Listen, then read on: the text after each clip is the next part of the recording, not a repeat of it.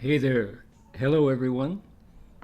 Good evening, good afternoon, and good morning. My name is Heng. Today is Friday, August 30th, here in Vancouver, British Columbia, Canada. And it is Saturday, the 31st of August in Australia, and also in China, Taiwan, Hong Kong, Singapore, Malaysia, Vietnam, wherever you are. Welcome to our annual, monthly, weekly lecture series on the life of Master Xuyun, Shangxu Xiayun Lao Hezhang, his picture biography. I'm here in Vancouver at Gold Buddha Monastery for the 40th anniversary celebration of our proud Canadian branch here, and looking forward to a weekend of memories and celebrations and initiations. We're doing the refuges and the precepts, so it's going to be a big to-do here on the west coast of Canada.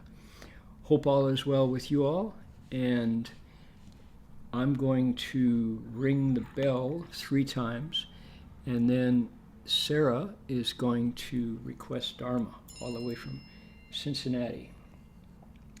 So here we go.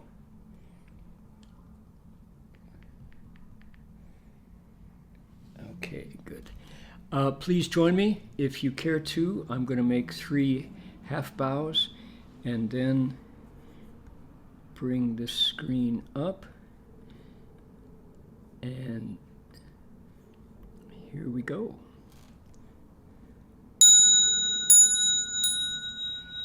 First half bow. Second bow. Third bow.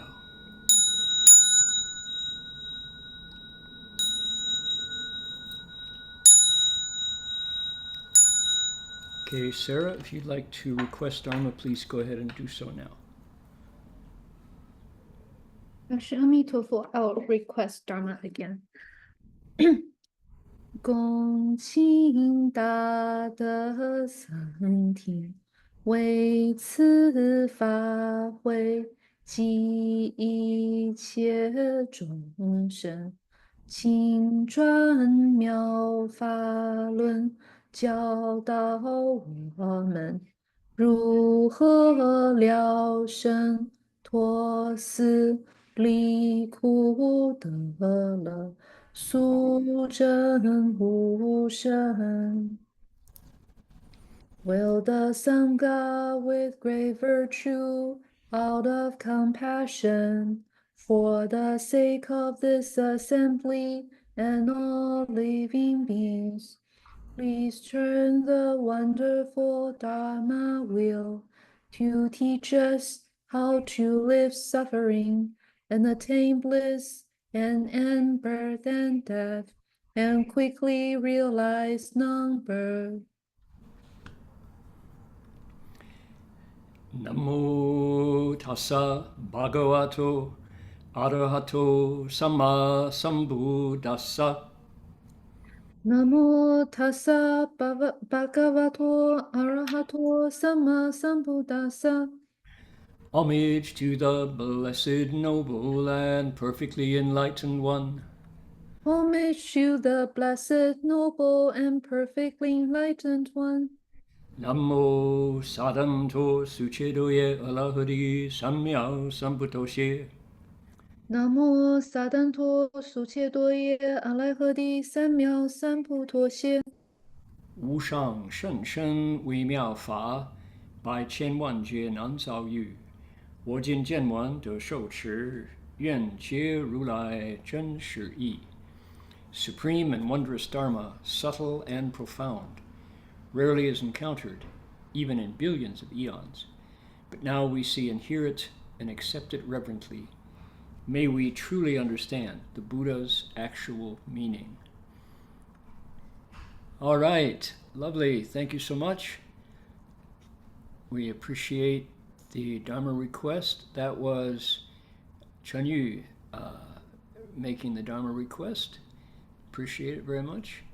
So today we're going to acknowledge country and say we respectfully acknowledge the Musqueam, Squamish, and Tsleil-Waututh people as traditional storytellers and custodians of the land where our monastery is located. We pay our respects to their elders past, present, and emerging, and to all First Nations people whose sovereignty was never ceded. 就说我们恭敬地承认 Musqueam, Squamish, and Tsleil-Waututh 人是我们寺院所在地的传统叙事者和守护人。我们向过去、现在和未来的长者们致敬，并且向所有从来没有放弃主权的第一民族的原住民致敬。Okay.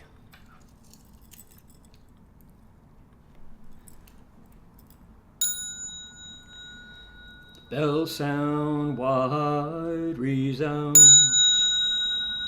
throughout 100 million worlds. The Buddha's law is heard and spread all throughout the triple world. The wondrous sounds that everywhere fill the Dharma realm with peace. May those who hear it gain the strength to follow in faith the Buddha's path. 众生传三千劫内，佛法扬万亿国中，共宣其法界和平，利益报贪恶厚德。Okay, here we are. Now, what you're seeing on your screen is something quite amazing, quite marvelous. Look at the center, at the red bricks, and you'll see a monastery built in the air on a absolutely vertical cliff face. Oh, by the way, before I jumped in here, I would like to acknowledge all of the hard work that goes into making this lecture happen. We have translators into Mandarin, allowing me to just keep talking in English. And if you would like to listen to today's lecture in Mandarin, please go down to the bottom of your control panel. 如果大家要想，如果你们想听流利的中文普通话的翻译呢，国语，你就在软体的控制板的右下角就 click 就可以，有 Chinese interpretation 就可以了哈。If you would like to hear a Vietnamese translation, it is right there in our chat box. Click on that link to hear a Vietnamese translation, which is hard work by our volunteers and much appreciated so that folks can listen to the stories in Vietnamese. Furthermore, if you would like to request Dharma in the future, there is an email address right there in the chat box, and we would be happy to have you request Dharma in a future lecture. So just send an email off to our fearless coordinator, and she will make it happen. Okay, alrighty. So there we go. Now I would like to appreciate where we are around the planet. Take a look here. Today our listeners come from Vancouver, British Columbia, Fremont, California, Gold Coast, Queensland, Australia, also from Ukiah, California, also from Reedy Creek, Queensland, and where else? Let's see here. From Cascade, Colorado, from Hong Kong, from Los Angeles, from Sunnyvale, from Montreal, the other side of Canada, From Singapore, from Ukiah, from Guangdong, Foshan Shi. Yeah. Okay, from where else? Berkeley, California, Union City, California, Northern California, Seattle, Malaysia, San Francisco, Stockton, San Rafael, Singapore, Bay Area, LA, San Jose, Taipei. Okay, Sun Mingfang. Alameda. Let's see. MNL must be the way you say the airport in Manila, Philippines. So Nini is here. Let's see here. Mesa, Arizona, Calgary, Hercules, Oklahoma, San Jose, Sao Paulo, Brazil. Welcome, Vera. Got your news? Thinking about your mom? Let's see here, Virginia. And let's see, now we switch over to the Chinese language part of the world. And 就是温哥华 ，OK， 有一位姓丁Ukiah， 还有内蒙古包头、上海、哈尔滨、北京，杭州、广州、北京、吉林，江苏、辽宁、大连 ，OK， 哪里？还有就说合肥、安徽、朝阳、西安，北京、安徽、苏州，OK， 苏州就是圣河西，那美国了，陕西泉州、湖南吉林、黑龙江、深圳、北京，哇，中国人相当多，河北唐山，江苏镇江、河南许昌，哈尔滨、南京、辽宁、广东、山东、上海、河南 and Hangzhou. Good. Thank you all for joining today. So what are we looking at again here on our desktop? This is a miraculous, wonderful architectural heritage site, cited worldwide as something, when you see it, you can't believe what you're looking at, but there it is. It's called Xuan Kong Si, the monastery that hangs in the air. And it's been there for quite a while, and it is recognized by UNESCO as a significant World Heritage Site. And Master Empty Cloud went to visit. He went to see it. So there you go. We'll see more of that later on today in the lecture. Okay, Xuan Kong Si. All right, where are we in our story? We are right here.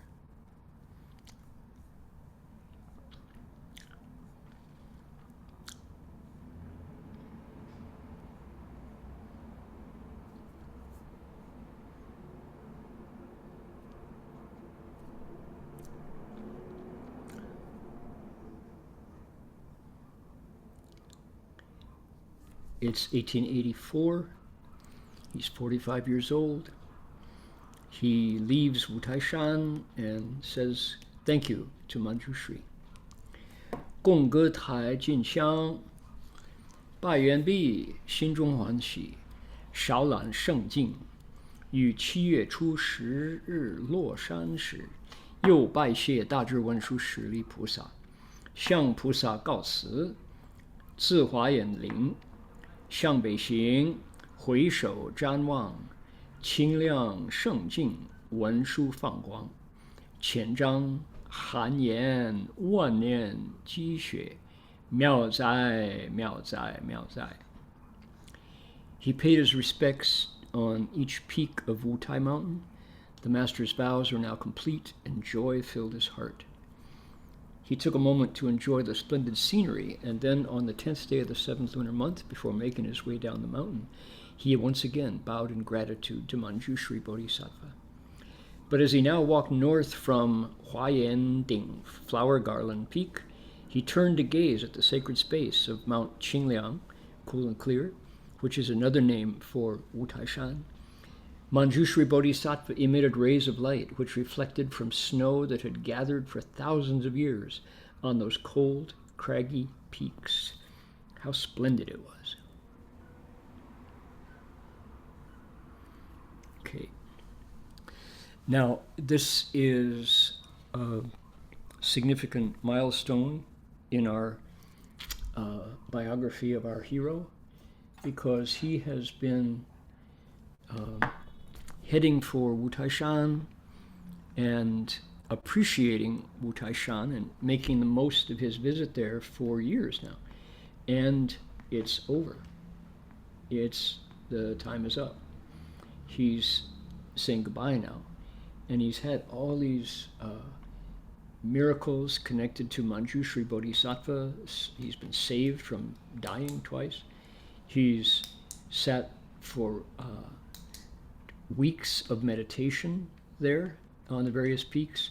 He's, remember, he settled himself at Shentongsi, and then from Shentongsi went out to all the 4 different peaks and returned to the center.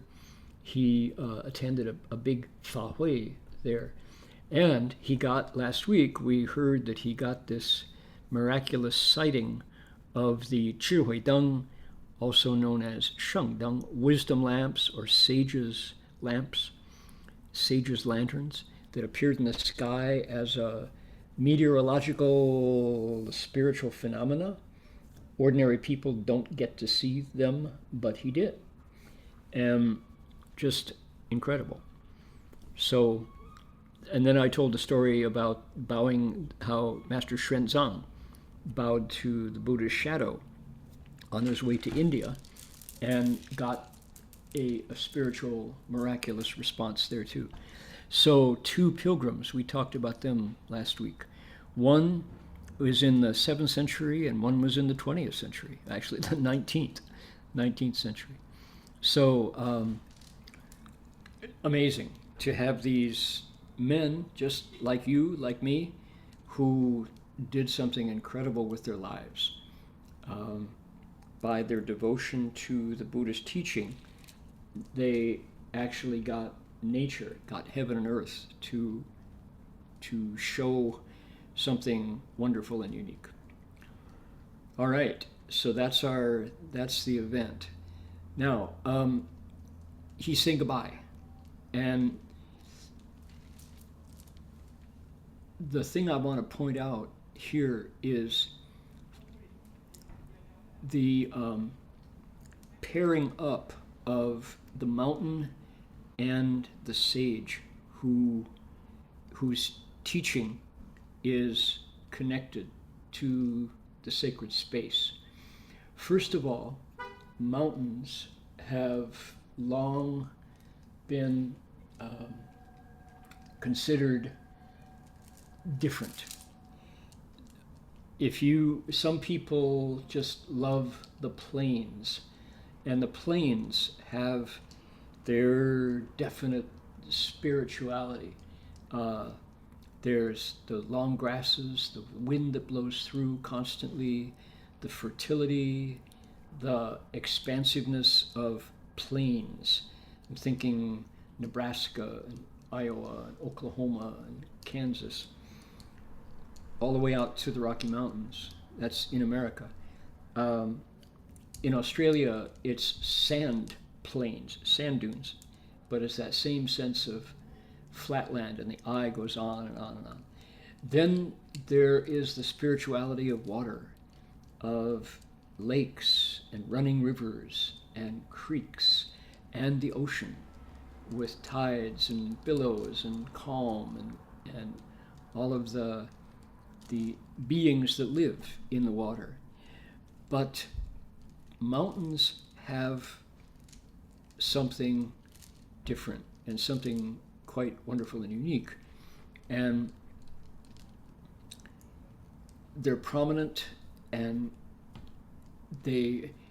I think it has to do with our cells, the cells that make up our body. Because when you're walking up an incline, pressure is different, the temperature changes, the moisture, the humidity changes, and the oxygen changes. There's something about a mountain.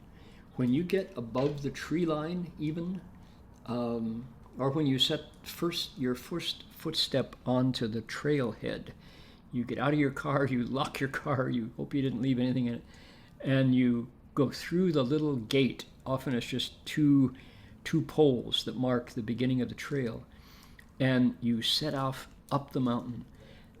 To me, that is magical and exciting. I have spent my happiest time climbing mountains. Absolutely, just the best.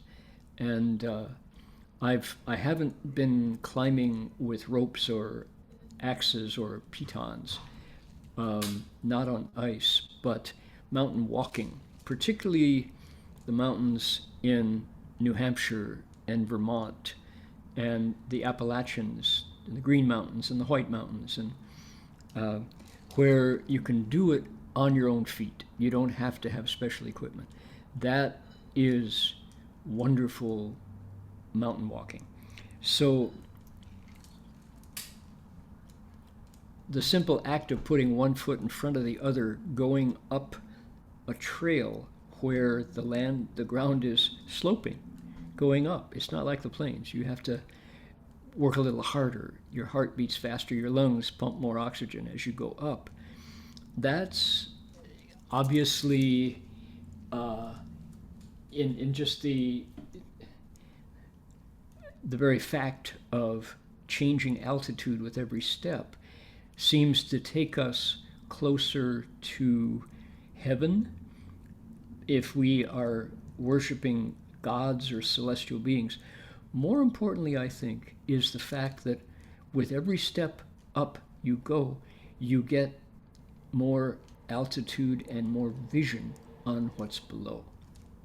I remember climbing Castle Peak in the Colorado Rockies. I know Bill is here today. Castle Peak is above Aspen. It's not far from the city of Aspen. It's in that area. And when you remember getting up to the top, and it's at 14,000 feet, and you can actually see the smoke of Denver from there. And the cars that pass on not very many up in that part of the Rockies, but you can see these tiny, tiny little insect-sized cars. And you can see the occasional person way down in the valley. And somehow, just being that high, all of the daily travails, all the afflictions, all the troubles, all the issues that plague us just seem so remote. And the thought that occurs is, why does anybody want to go back down into the smoke? Why can't I just stay up here where I can see everything in a single glance? What do they say in Chinese? 万里青天,万里无云. You can see for 1,000 miles. Not a cloud blocks the view. Yeah, 10,000 miles, 万里青天. It's clear for 10,000 miles. Not a single cloud blocks the view. You think, well, when I'm done, I have to go back down into the smoke. I have to re-enter the world. And you can really appreciate the bodhisattva who says, yeah, I know why. I'm going down because that's where living beings suffer. So that's exactly where I'm going. And you can understand the arhat who says, no, I'm up here. Why bother? I'm free, and I've done my time. I'm liberated, you know. So, okay, so that's the idea of mountains, sacred space. And in Buddhism, there is this incredible story where Five Peaks Mountain, Wutaishan, also known as Qingliang Shan, clear and cool, or refreshing mountain, appears in the Avatamsaka Sutra. Now, how is that possible? How could it be that a geographical space in our modern world is actually mentioned in the the sacred text of the Avatamsaka Sutra spoken by the Buddha as a place where what? Where bodhisattvas live. That's how it's referred to. It's like, huh? You mean the Avatamsaka Sutra is talking about real life, is giving us, you mean it's not just literary? It's not philosophical? Huh. Okay. So what does it say? I've got a quote here I want to share with everybody.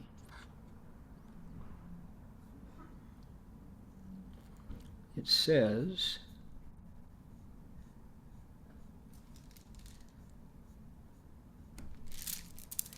the Avatamsaka Sutra says, let's make this bigger.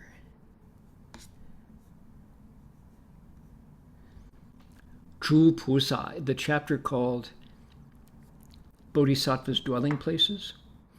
In the northeast, there's a place called Clear Cold Mountain. From of old, many bodhisattvas have lived there. Currently, the bodhisattva Manjushri and his retinue of 10,000 bodhisattvas abide there and speak the Dharma.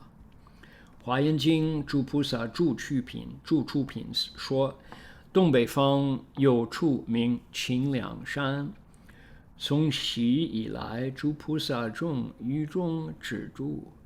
现有菩萨名文殊师利，与其眷属诸菩萨众1万人聚，常在其中而言说法。Look at that.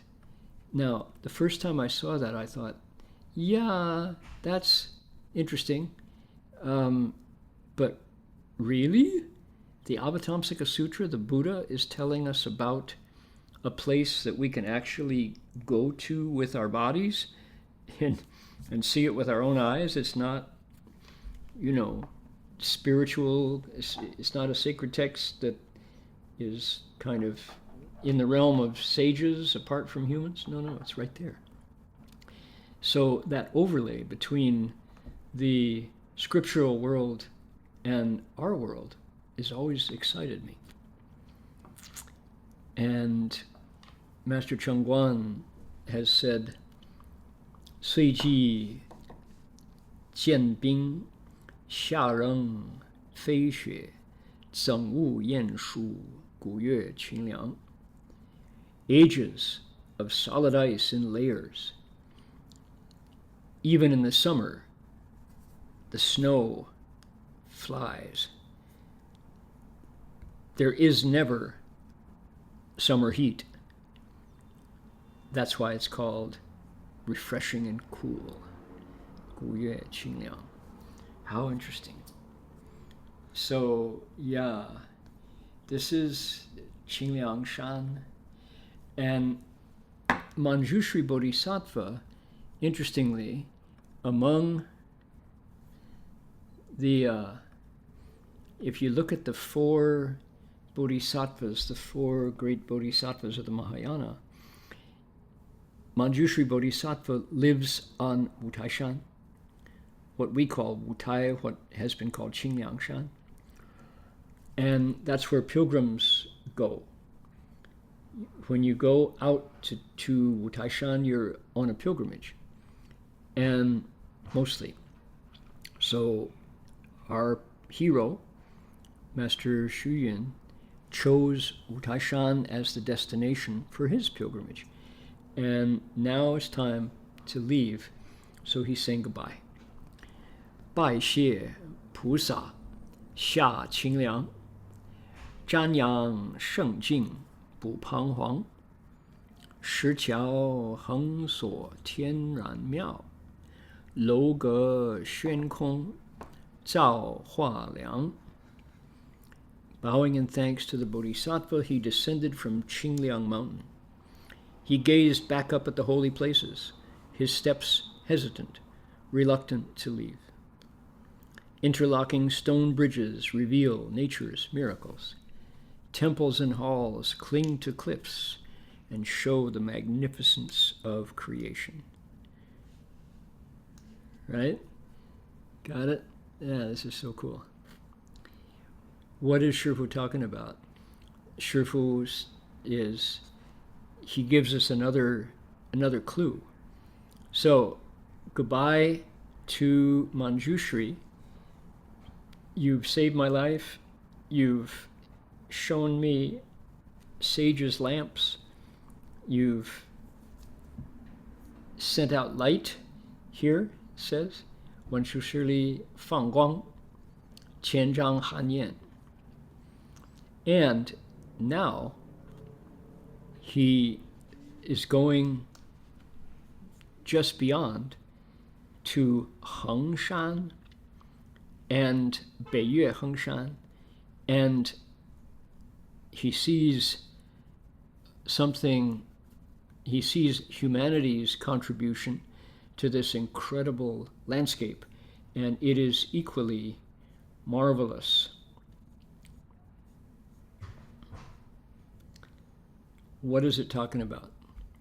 We're going to connect right over to the next one, number 77.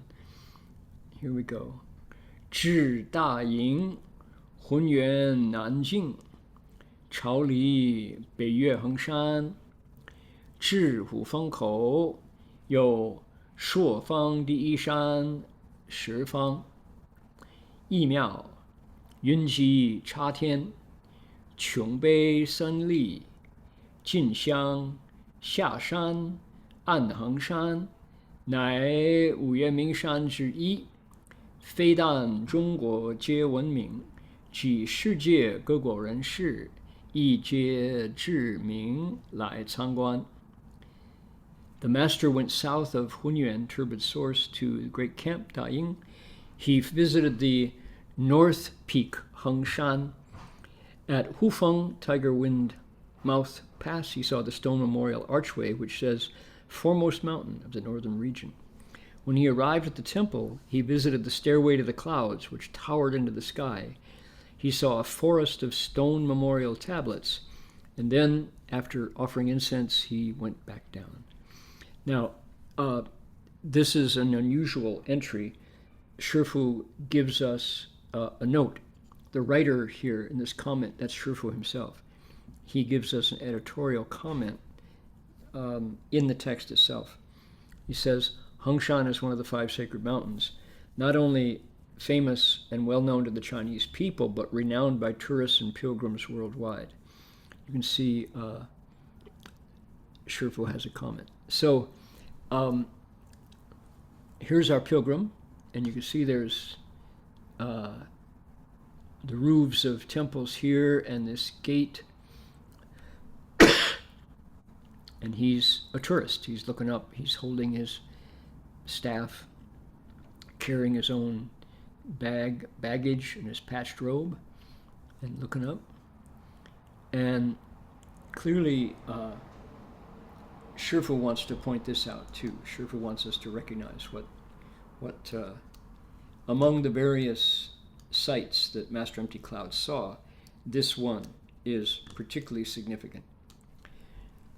北岳衡山世之名，公益至此朝圣尊，云集插天振奇迹，琼碑森立太惊人。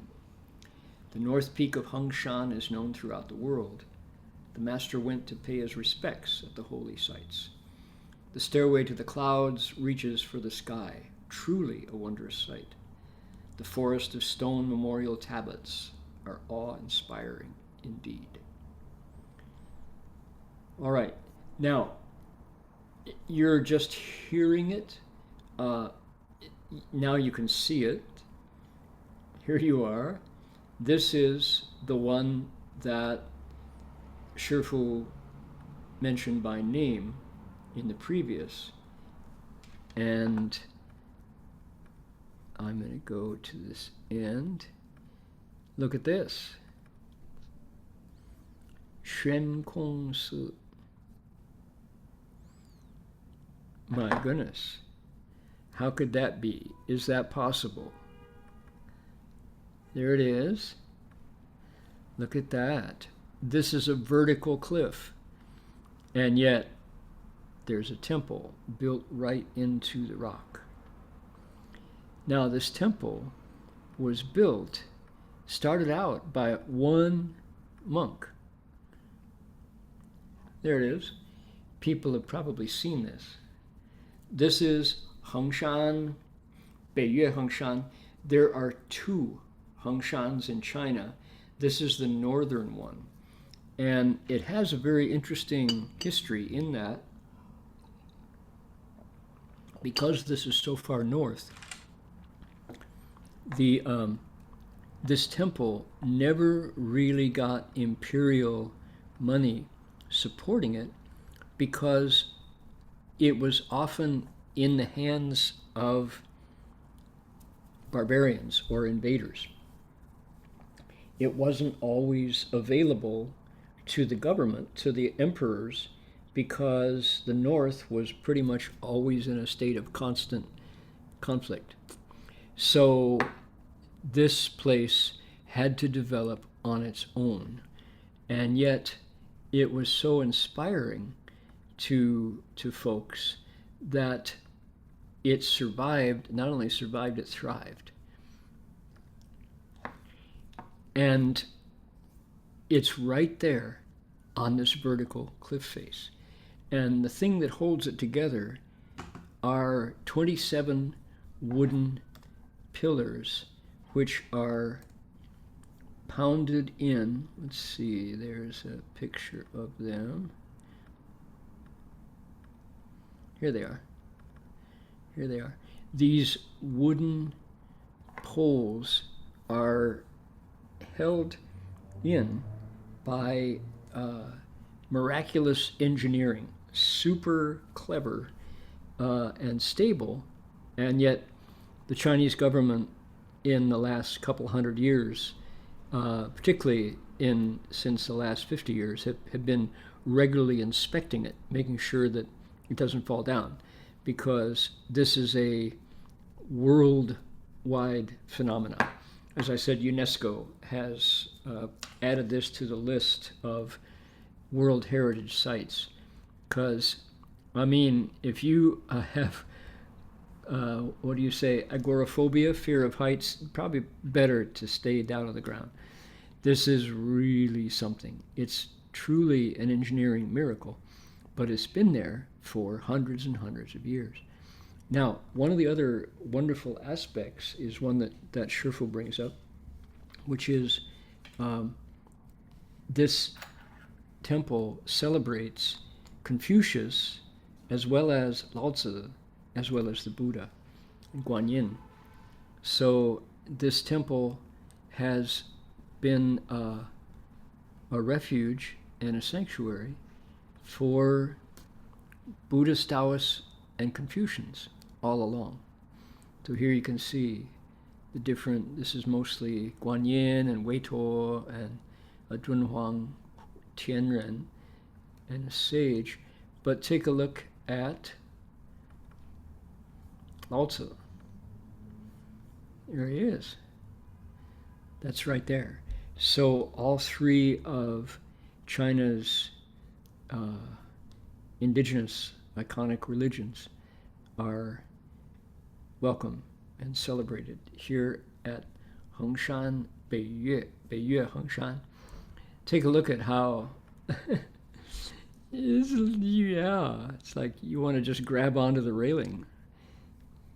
And yet it's a functioning monastery with abbots and budgets and monks and ceremonies going all the time. Xuan Kong Si, the monastery that hangs in space. Dharma protecting dragon. What else here? Here we are. Interestingly, here we go. This Xuan Kong Ge, that's a different Xuan, that's Shifu's Xuan, mysterious. But Xuan Kong Si is this one, hanging in emptiness. And here is Hengshan Hu, Hengshan Lake. So our teacher, our hero, has been here. He took the opportunity. He knew he wasn't going to get back to the north very soon again. So while he was there, he saw the marvels of Hengshan. And Hengshan is considered, we talk about the Si Da Mingshan, the four holy mountains, and the Taoists also have their four holy mountains. But this is number 5. This one is celebrated by pretty much everybody because it's just unbelievable how it's been there existing all by itself on the cliffside, a vertical rock face. And yet, there it is. Truly, truly sacred space. Here it is. Shuankongsi. There you go. That's a view that will hope you had a good breakfast. Your stomach is not queasy. Isn't that wonderful?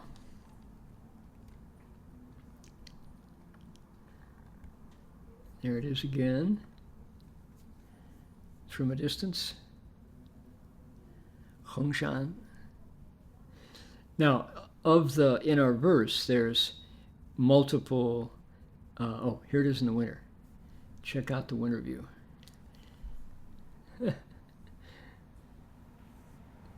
Looks like it's been powdered like a Christmas decoration, right? Oh boy. How did they build it? How did they do that?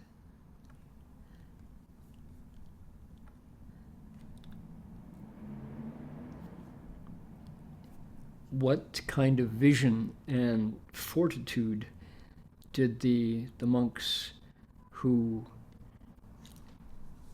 put it together? And I'm sure there were challenges, and they probably thought, "No, impossible." But the monks who had this vision kept it up and said, "No, we can do it." If it's not an awakened mind, how could it be? You just think, who would support it? Who would pay for the materials, knowing that this has never been built before? Just amazing. Okay, so as I was saying, here, the stairway to the clouds, this forest, the Bei Cun, the forest of steles and stone inscriptions. Those are there too, but I wanted to show you Shuankongsi and just really give everybody a sense of how incredible this is. China has been a place where the Da Cheng Gen Xing, the Mahayana's nature, arose and flourished. And when Buddhism comes to a new country or a new culture, it's not necessarily the Dharma that comes first. Often it's the allied arts around the teaching that come first, such as architecture, we just saw, such as food. Chinese food. Well, come to the monastery. You like vegetarian, plant-based? Come on, we'll give you some really good vegetarian food. Stick around for the Dharma. Well, we got a Dharma talk before you leave your seat at lunch. Now I see. So sometimes it's the music. We just performed down in Sydney an evening of Buddhist music, and people left with the names of Guanyin, with the names of the Avatamsika alphabet, and the incredible Shaolin monks just filling their senses. I'm sure there are people who thought after that performance, maybe I could be a Buddhist. So it's often the arts surrounding the religion that come first. Then once people come in the door, then they ask, well, what do you all talk about here? What do you learn here? And you can speak the Dharma. So that's often the case. When Master Hua brought Buddha Dharma to America and to Canada, so we say North America, of course to Australia. He brought it at a time when he himself was no longer able to be in China conveniently, because he left in 1949, stayed for 10 years in Hong Kong, and then came to Australia, back to Hong Kong, then to the US. And China went through a time of upheaval, and then on to the Cultural Revolution. And it was hard to find Guanyin Bodhisattva at Putoshan, and Erstor Bodhisattva at Jiahuashan, and Manjushri Bodhisattva at Wutaishan, and Samantabhadra Bodhisattva at Umeshan, which had been their ancestral homes where they were considered the Jiaozhu, the teaching host.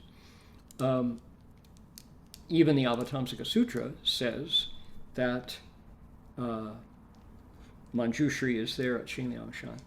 So Shifu came to the West and he said, we are providing new homes for these bodhisattvas, and the city of 10,000 Buddhas is the place where Guanyin Bodhisattva, Zhu Jiangxi, right, is where Guanyin Bodhisattva with that incredible image and the 42 hands and eyes, 1,000 hand Guanyin.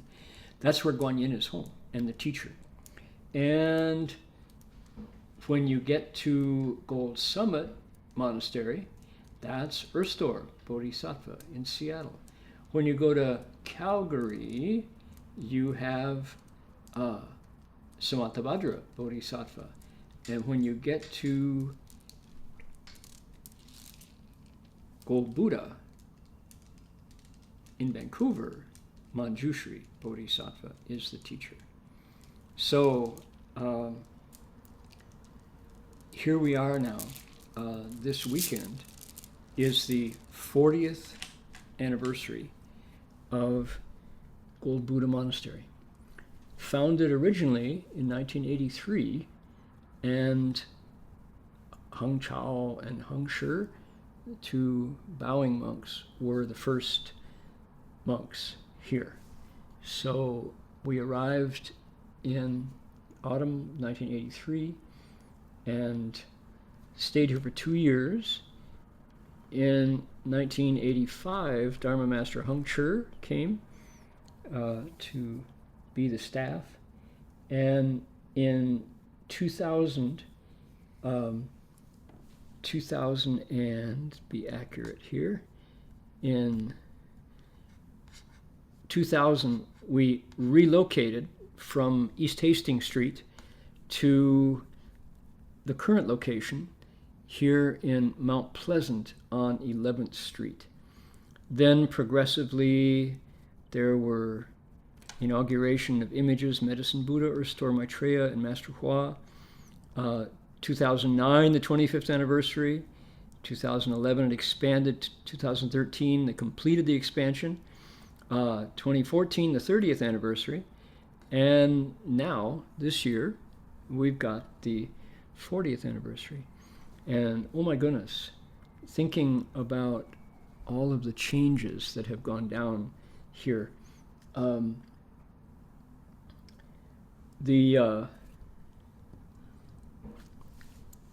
Personally, there are a lot of experiences in my life that I look back on as turning points and places where I can measure growth in maturity, growth in the Dharma, growth in humility, and shame and remorse, certainly all the mistakes. When I was at Gold Buddha in 1983, I was still silent. I was at the last couple years of my silence vow. And so that was certainly awkward, and Marty Heng Chao had to talk for both of us. And I've been doing some research, reading Dharma Master Heng Chur's accounts of her experiences here. And one of the things she wrote about really moved me. This, by the way, here we have, this is the current on 11th Street here in Mount Pleasant, one of the first suburbs, you could say, off of Vancouver Central Business District. This is the current Gold Buddha. What Heng Chur wrote about was our teacher's expedient means, his expedient skills. And when Shifu got here, we were among the very first Chinese Mahayana monasteries. There was another one on 49th Street, and there was another one in Burnaby. Where was it? Let's see here. Gotta check my notes here. There we go. Coming on here. Let's see. Richmond. The other one was in Richmond. Now, people, the one in Richmond had Buddhist nuns, and the one in 49th Street was the Taiwanese lay Buddhist temple, lay Buddhist center. And it had people there, people know Feng Feng, famous author. And Shifu knew that being the Lü Mei Gaoseng, the monk the noble monk who came to the West, of course, people were going to come to Gold Buddha. And how many Chinese Buddhist disciples were there in the 80s? Not that many. And most of them spoke Cantonese. Most of the ones who came to Gold Buddha were elderly Chinese lay ladies. And Shifu set up our schedule so that Marty and I, Heng Chao and Heng Shi, lectured on sutras, Jiangjing, twice a day, afternoon and evening. And Shifu really valued Jiangjing Shuofa. So it was important that people came to listen to the sutras, and they knew that, so the lay people would come. And because most of them spoke Cantonese, and neither Heng Chao or I did, I would speak in Mandarin, he would speak in English, I would translate what I said and what he said into Mandarin. Then we had a group of young Cantonese-speaking volunteers who would take what we said and translate it into Cantonese.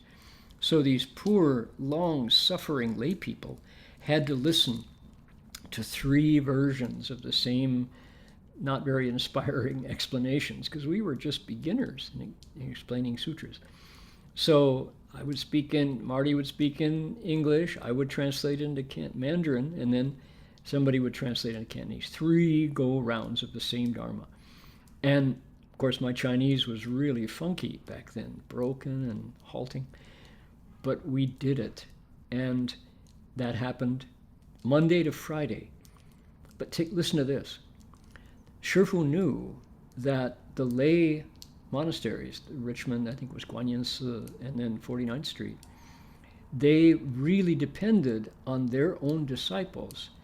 And so as not to poach their disciples and take them away, Shifu said, on Saturday and Sunday, English only, no translation into Mandarin, no translation into Cantonese or Vietnamese. You all need to learn English, he said. And what was he doing? Most of the audiences for 49th Street and Guanyin Si were working Monday to Friday. They only came to the temple on the weekends. They only spoke Cantonese or Mandarin.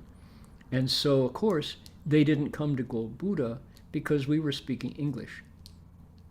Do you see the thinking? Compassionately, Shifu was teaching us 不争, not fighting.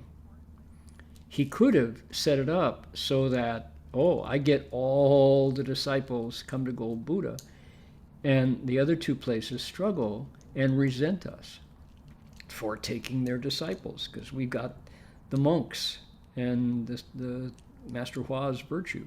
No, he didn't do that. He allowed the other two Buddhist places in town to keep their disciples, knowing that those people wanted to hear Chinese. They didn't want to hear English. They weren't fluent in English. And they were coming on the weekends. So on the weekends, Gold Buddha, we only lectured in English. And Monday to Friday, when their disciples were at work and weren't coming anyway, that's when we translated. How about that? I had forgotten that expedient that Shifu set up. Bu zheng, right? He was teaching us Wu Da Zongzhi, the 5 guidelines. We hadn't come to 6 guidelines at that point, because Feng Feng didn't need teaching at that point. So how important is that first of the 5 guidelines, and how did Shifu expediently teach us what he meant when he said, Bu zheng, no fighting? I really like that story, and I'm so glad that Dharma Master Chur reminded us of how Shifu did it back then. All right. So, time now. I'm going to sign off at this point after we dedicate merit, and we're going to have a weekend full of Dharma, and then the following week here is going to be a repentance ceremony with the Sangha here. So lots of Dharma happening at Gold Buddha for our, there we go, all right, there we go, for our 40th anniversary here. To be continued next week. I will be back in Australia and continuing with our investigation of the picture biography of Master Empty Cloud. So please do join.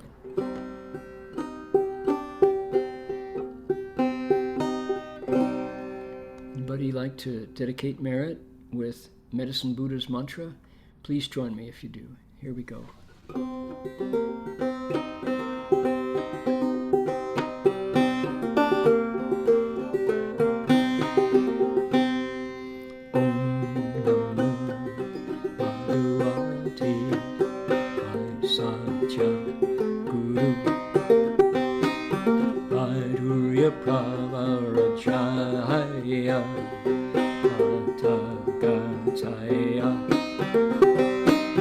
Arahate samyak sambuddhaya adhyata aisaji aisaji aisajya samukate swaha namo arahate aisajya Vajurya Pravarajaya Tathagataya Arahate Samyak Sambuddhaya Adhyata Aisaje Aisaje Aisajya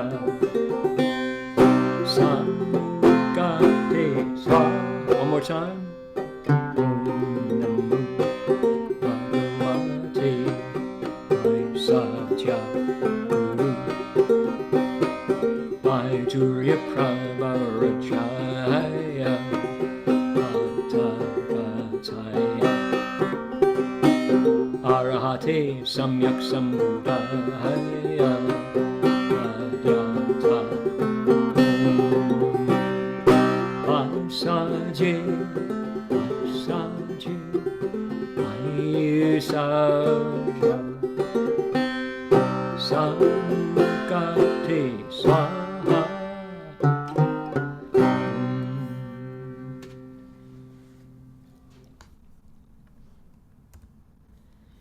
We will now conclude by bowing to the Buddha, bowing to our teacher.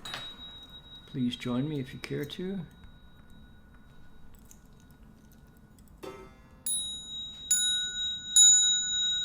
First bow. Second bow.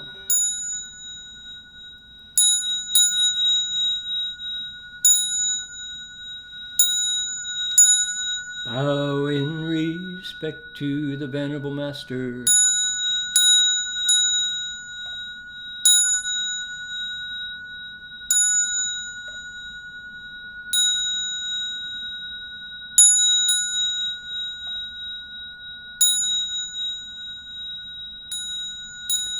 All right, now that's going to do it for us for this week. See you all next week from Australia. Amitofo, everybody. Bye now.